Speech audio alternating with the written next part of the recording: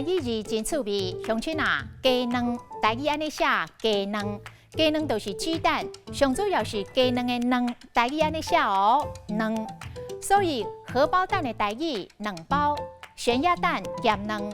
卤蛋卤卵，蛋白卵清，蛋黄卵仁，蛋糕鸡卵糕。蛋卷鸡卵羹，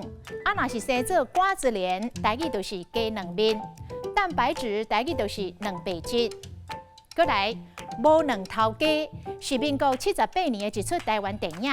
改编医生作家王尚基的作品，是咧讲医师范炳真伫金门地区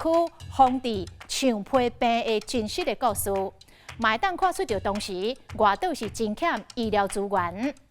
回头过来讲鸡卵，台的营养专家洪泰雄讲，买来的鸡卵，若是伫咧几工内，或者是一礼拜来食掉，会当放室温来保存。但是上好是放伫咧打扫、阴凉而且通风的所在，并无需要放冰箱。若想要延长着鸡卵保存的时间，就上好放冰箱咯。